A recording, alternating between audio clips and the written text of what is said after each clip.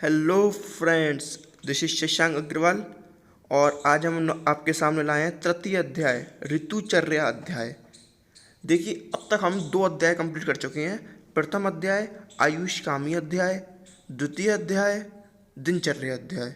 प्रथम अध्याय में आपने क्या पढ़ा? सबसे पहले उसमें आयुर्वेद का प्रयोजन पढ़ा, फिर आयुर्वेद का अवतरण पढ़ा, फिर आयुर्वेद का दोष मल इन सब के बारे में पढ़ा, फिर रोगी वगैरह के चिकित्सा के 4 पाठ पढ़े, द्रव्य के गुण पढ़े, औषध के गुण पढ़े, समय शोधन के बारे में थोड़ा थोड़ा पढ़ा।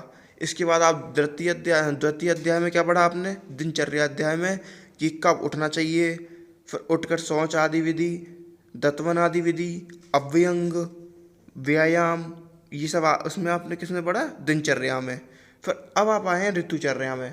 ऋतुचर्या में आप क्या पढ़ेंगे? ऋतुचर्या में आप ये पढ़ेंगे कि किस ऋतु में हमको किस प्रकार का आहार विहार करना चाहिए, कब वर्कआउट करना चाहिए, कब नहीं करना चाहिए, कब उठना चाहिए, दिन में किस ऋतु में सोना चाहिए, कब नहीं सोना चाहिए, दही का सेवन किस ऋतु में करना चाहिए, किस ऋतु में नहीं करना चाहिए आदि। ये सब किस में आ जाएगा? ऋतुचर्या में आ जाएगा।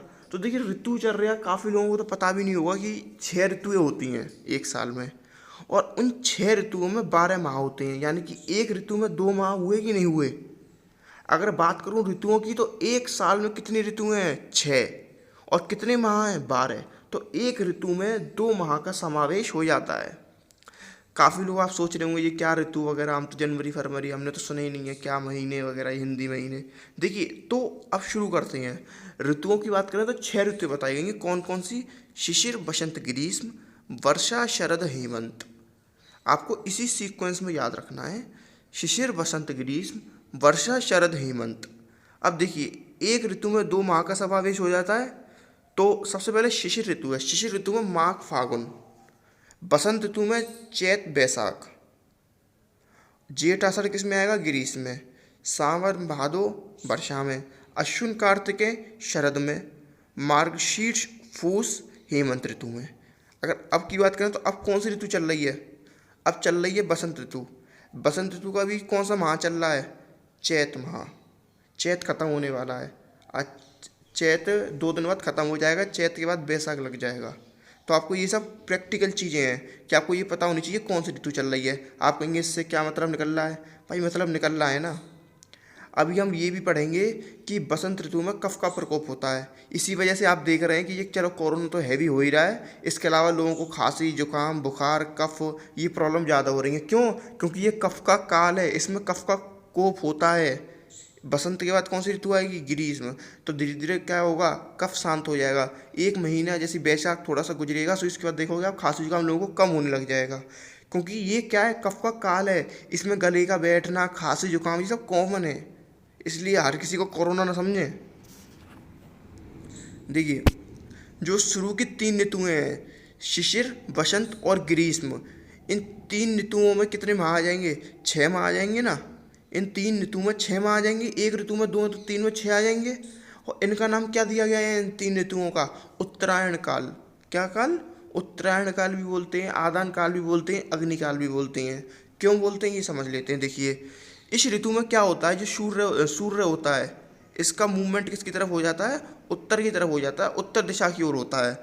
जब इसका मूवमेंट उत्तर दिशा की ओर होता है, और इस उत्तरायण ऋतु में, उत्तरायण काल में, आदान काल में क्या होता है? जो सूर्य होता है वो डोमिनेंट होता है। और जब सूर्य डोमिनेंट होता है तो ये क्या करता है? अपने बल से प्राणियों के बल को खींच लेता है। यानी कि इस ऋतु में क्या होते हैं? हम कमजोर होते जाते हैं। यानी कि सबसे ज़्यादा ताकतवर हम किस ऋतु में होंगे? शिशिर में। शिशिर से कम बसंत में, बसंत से कम ग्रीष्म में। तो कहते हैं, क्या कहते हैं, ये एक तरीके से डिक्रीजिंग ऑर्डर ऑफ बल है। यानी कि सबसे ज़्यादा बल कब होगा? शिशिर ऋतु में। शिशिर के बाद बसंत में थोड़ा कम हो जाएगा, और ग्रीष्म में तो और भी कम हो जाएगा। तो क्या क्या कहें इस ऋतु के बारे में? अगर आ जाता है उत्तरायण काल के बारे में लिखिए, तो इसका दूसरा नाम क्या क्या है? आदान काल और अग्निकाल। आदान काल और अग्निकाल। इस काल में क्या होगा? प्राणियों का बल कम होता जाएगा। कम कैसे होगा? शिशिर में मैक्सिमम रहेगा, बसंत में उससे कम, ग्रीष्म में उससे कम। तो इसमें देखिए लिख भी रहा है आदान काल। क्यों बोला गया है इसको आदान काल? क्योंकि इन दिनों में यह काल अपनी प्रकृति से प्रतिदिन प्राणियों के बल को लेता रहता है, अर्थात उनके बल का अपहरण करता रहता है। तो क्या उत्तरायण काल में के लिए बस मैं इतना बोल दूं कि इसमें क्या होता जाएगा, प्राणी का बल प्रतिदिन कम होता जाएगा, क्षीण होता जाएगा। क्यों? क्योंकि सूर्य की एनर्जी मैक्सिमम होने के कारण वो प्राणियों के बल का क्या करेगा, अपहरण करेगा। अब उत्तरायण काल में कौन कौन सी ऋतु आती है पता होना चाहिए आपको, शिशिर, बसंत, ग्रीष्म। इसी के पैरेलल अपोजिट दूसरा काल है उत्तरायण के बाद अपोजिट क्या है, दक्षिणायन काल। कौन सा? दक्षिणायन काल। अब देखिए सबसे पहले अग्निगुण प्रधान आदन काल के बारे में थोड़ा सा और पढ़ लेंगे। इस उत्तरायण काल में सूर्य के उत्तर मार्ग में चलने के कारण ही किरणें अत्यंत तीक्ष्ण और उष्ण हो जाती है। जैसा कि मैंने बताया कि इसमें क्या होता है उत्तरायण काल में, ये सूर्य होता है वो उत्तर की ओर गति करता है। जो सूर्य होता है वो उत्तर की ओर गति करता है, और उत्तर की ओर गति करने के कारण उसकी सूर्य की जो किरणें होती हैं वो तीक्ष्ण और पहले से ज़्यादा ताकतवर और गर्म हो जाती हैं, जिसके कारण लिपटें चलती हैं, गरम गरम लिपटें, लू हवाएं चलती हैं, और जो रूक्ष होती हैं अर्थात लू चलने लगती हैं। अतएव ये दोनों पृथ्वी के सौम्य गुणों को क्षीण कर देती हैं। जो पृथ्वी पे हल्की सी ह्यूमिडिटी बोलते हैं ना, सौम्य गुण मतलब तुम ह्यूमिडिटी समझ लो, जो ह्यूमिडिटी होती है ना, तो ये वार्म एयर क्या करती है, उसको ख़त्म कर देती है। इस उत्तरायण काल में क्रमश शिशिर ऋतु में तिक्तरस, बसंत ऋतु में कसाय रस, ग्रीष्म ऋतु में कटुरस बलवान हो जाते हैं। यही कारण है ये आदान काल आग्नेय कहा गया है। अर्थात आप ये समझ लीजिए, ये आपको याद करना पड़ेगा। शिशिर में कौन सा रस, तिक्त रस, बसंत में कौन सा रस, कसाय रस, और ग्रीष्म में कौन सा रस, कटुरस। तो ये क्या हो जाते हैं, बलवान हो जाते हैं। यही कारण है इस आदान काल को आग्नेय कहा गया है। तो आपको क्या क्या ध्यान रखना है, सबसे पहले समराइज कर लेते हैं। ये आदान काल बहुत बड़ा हो गया, समराइज कर लो। सबसे पहले आदान काल किसका नाम है, उत्तरायण काल का। इसका एक नाम काल और क्या है, अग्नि काल। और इसमें क्या होता है, इसमें जो सूर्य की गति होती है वो किसकी तरफ होती है, उत्तर दिशा की तरफ होती है। इसमें क्या होता है, व्यक्ति कमजोर होता जाता है प्रतिदिन। कौन कौन सी ऋतु आती हैं, शिशिर, बसंत, ग्रीष्म। शिशिर, बसंत, ग्रीष्म। शिशिर में कौन सा रस का सीक्रेशन होता है, तिक्त रस का। बसंत में किसका होता है, कसाय का। ग्रीष्म में किसका होता है, कटु का। इस अकाल को और क्या बोला गया है, आदान और आग्नेय। बस ये याद रखना है, बस ये याद रखना है। क्यों?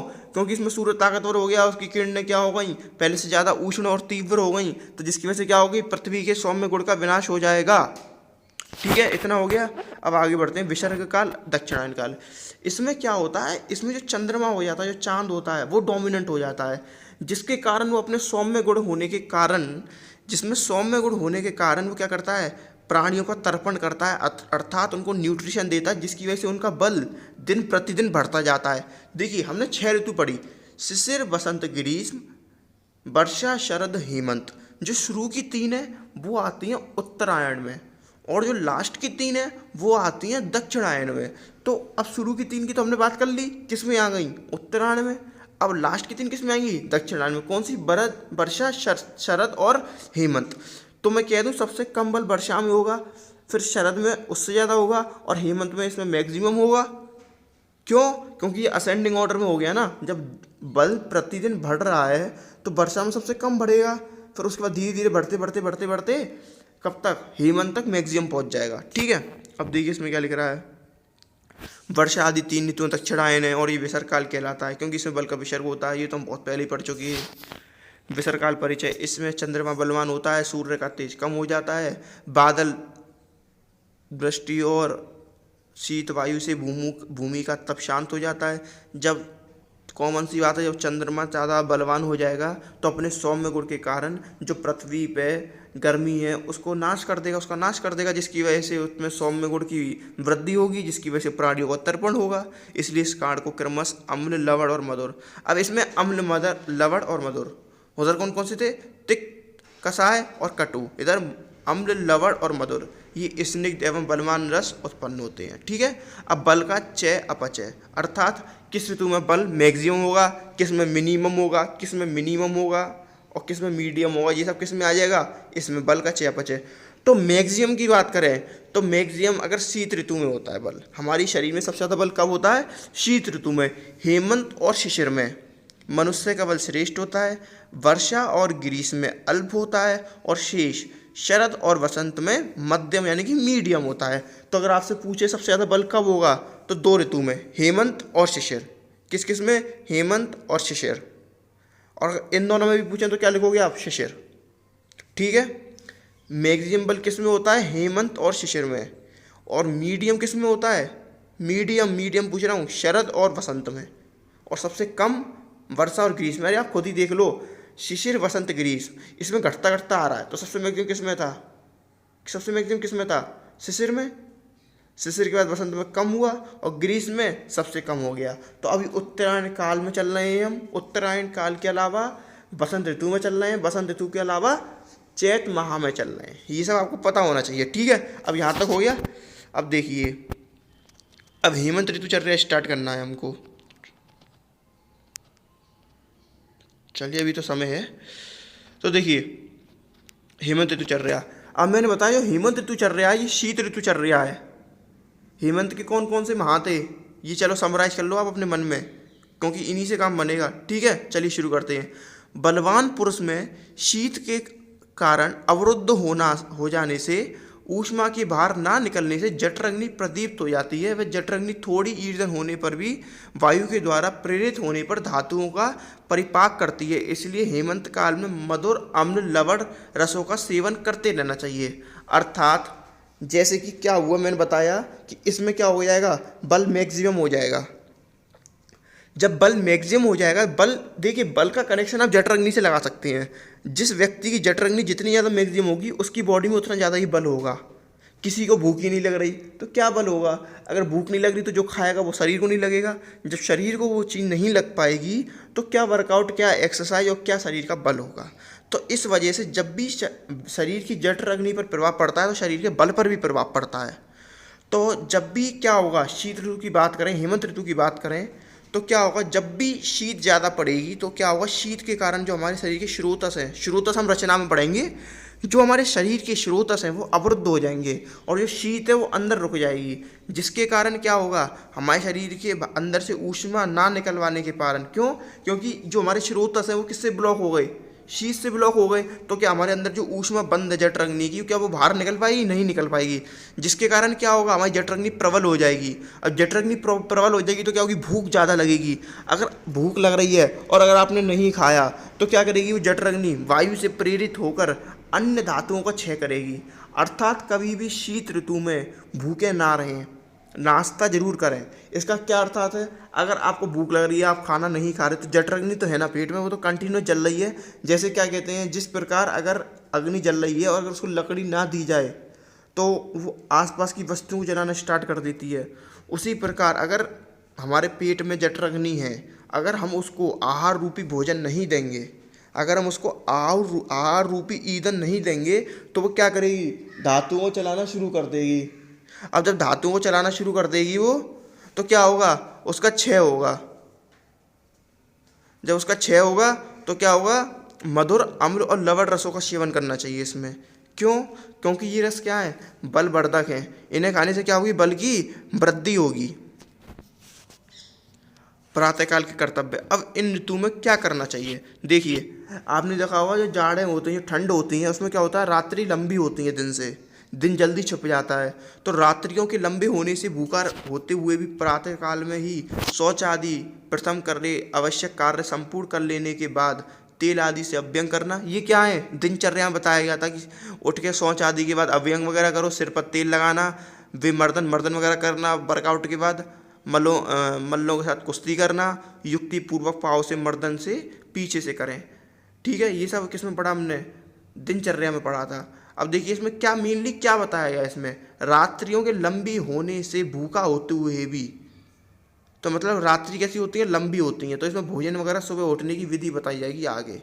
स्नान भोजन आदि व्यवस्था देखिए, सबसे पहले उसमें ये बता दिया कि रात्रि लंबी हुई, आप उठे, शौच आदि विधि करी, अभ्यंग आदि करा, कुश्ती वगैरह लड़के एक्सरसाइज वगैरह करी, उसके बाद मर्दन वगैरह करा, अभ्यंग वगैरह करी। अब इसके बाद आगे देखें, उसके बाद आंवला आदि कसेले द्रव्यों की चटनी के समान पिसे हुए द्रव्यों से पहले किए गए मालिश की चिकनाहट को दूर करें। सबसे पहले देखिए, एक तरीका का उपटन आ गया, ये कसेले द्रव्यों की चटनी के समान पीसे हुए द्रव्यों के किए हुए मालिश की चिकनाहट को दूर करें। फिर विधि पूर्वक स्नान करें, उसके बाद शरीर को मोटे तौलियों से पोंछकर कुमकुम, कस्तूरी आदि उष्ण गुण प्रदान द्रव्यों का लेप लगाएं। अंगूरों की धूप लें, सुवास का सेवन कर तदंतर भोजन करें। अब देखिए कुल मिला के आपको इसमें ये याद रखना है कि आपने सब काम करा, पूरी दिनचर्या फॉलो करी, उसके बाद क्या करना है, आपको उपटन करना है, जिससे क्या कहते हैं जो चिकनाई है शरीर की, तेल वगैरह की, वो निकल जाए। उसके बाद आप स्नान करें, स्नान करने के पश्चात आपको भोजन करना है। ठीक है, स्नान करने के बाद बताया मोटे तौलियों से पोंछ लें, कुमकुम कस्तूरी आदि लगाएं, अंगूरों की धूप लें, धूप का सेवन को बताया है। इस ऋतु में भोजन में घी तेल में भुना मांस रस स्वस्थ प्राणियों के मांस का होना चाहिए। यानी कि अब क्या है, शीत गुण है, जठरग्नि कैसी है, मैक्सिमम है, तो हम जो भी हैवी खाएंगे पच जाएगा, इसलिए इसमें घी तेल का आदि का सेवन बताया है। इस ऋतु में मांस रस का भी सेवन बताया है। गुड़ से बने पदार्थ, देखिए आपने देखा भी होगा इन दिनों में क्या कहते हैं, जब ठंड चल रही होती है तब मार्केट में तमाम गजक वगैरह आनी शुरू हो जाती हैं। पूरी साल नहीं आती गजक, पूरी साल हम उनको पचा भी नहीं पाएंगे। मूंगफली की गजक, गुड़ की गजक, खाड़ की गजक, ये सब गजक कब आती हैं, ठंड ऋतु यानी कि शीत ऋतु में आती हैं। क्यों? क्योंकि उस टाइम हमारी जठरग्नि मैक्सिमम होती है। उसी ऋतु में आयुर्वेद में खाने का विधान भी किया गया है। तो गुड़ से बने पदार्थ उत्तम मध्य या सामान्य मध्य, गेहूं का आटा, उड़द की दाल, इक्षुरस, दूध द्वारा निर्मित पदार्थ, नए चावलों का भात। नए चावलों का भात क्यों बताया गया इसमें, नए चावल खाने में हैवी होते हैं एज कम्पेयर टू पुराने चावल। वसा, तेल का सेवन, हाथ धोने आदि के लिए गुनगुना गर्म जल का प्रयोग करें। शीत है तो कॉमन सी बात है, गुनगुने जल का ही प्रयोग करेंगे। इन दोनों ऊनी कंबल आदि मृग चर्म, रेशमी बिछोना, टाट या गद्दा बिछाकर रखें। ऊनी हल्के चादर को ओढ़कर सोएं। युक्ति पूर्वक सूर्य की किरणों का सेवन करें। जूते मोजे सदैव पहने। तो देखिए ये सब कॉमन सी चीज़ तो आप खुद भी बता सकते हैं कि इस ऋतु में, शीत ऋतु में जूते मोजे पहनने हैं, सूर्य की किरणों का सेवन करना है, कंबल आदि ओढ़ कर सोना है। ठीक है, ये ऋतु इतनी समझ में आ गई। इस ऋतु में कुल मिला के इतना, सबसे पहले हमने क्या पढ़ी, हेमंत ऋतु। हेमंत ऋतु में हमने सबसे पहले क्या पढ़ा, ठंड होती है, बल मैक्सिमम होता है, अम्ल मधुर लवण इन गुणों प्रधान द्रव्यों का सेवन करना चाहिए, एक्सरसाइज वगैरह करनी चाहिए, तेल मालिश करनी चाहिए, गुनगुने सामान गरम सामानों का उपयोग ज़्यादा करना चाहिए। ये सब हमने इसमें पढ़ा। अब आगे निवास विधि, कैसे निवास करना चाहिए। जलते हुए अंगारों से तपे हुए मकान के निचले तल में निर्मित कमरे में अथवा गर्भ भूमि इसमें के अंदर घर के भीतर बनी हुई गुफा में निवास करने वाली नर नारियों को शीत के कारण उत्पन्न होने वाली दिक्कतें नहीं होती हैं। अतः इन दिनों उक्त प्रकार के घर में निवास करें।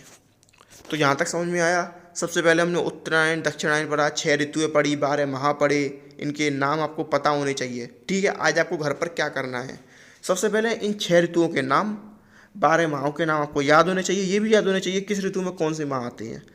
तो मैं तो ये कहूँगा हमारा न्यू ईयर शुरू होता है, हिंदी न्यू ईयर हमारा नव संवत्सर शुरू होता है हमारा चैत महीने से, और चैत महीना आता है बसंत ऋतु में।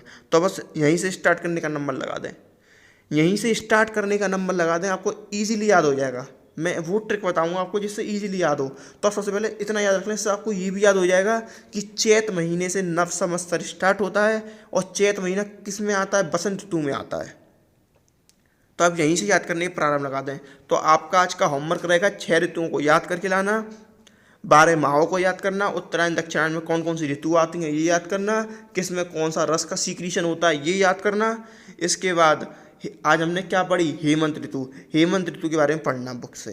ठीक है, अब कुछ बच्चों के कमेंट्स आ रहे हैं, कुछ के इंस्टा पे मैसेज आ रहे हैं कि भैया ये बात है, और आई होप कि मैंने उनको मदद भी कर दी, उनको सही जवाब भी दे दिया। तो अगर आपको भी कोई डाउट है तो कमेंट सेक्शन, और अगर प्राइवेट में कुछ पूछना है, कुछ ऐसी बात जो लग रहा है कि पूछनी ज़रूरी है, समझ नहीं आ रहा है, इसके बिना कैसे पढ़ूँ अष्टांग, कहाँ से स्टार्टिंग करूँ, अगर छूट गया है या आगे कुछ करना है, तो इस वजह से आप मेरे इंस्टाग्राम आईडी पे आ जाइए, लिंक डिस्क्रिप्शन में है। थैंक्स फ्रेंड, मिलते हैं अगली वीडियो पे। Bye bye friends.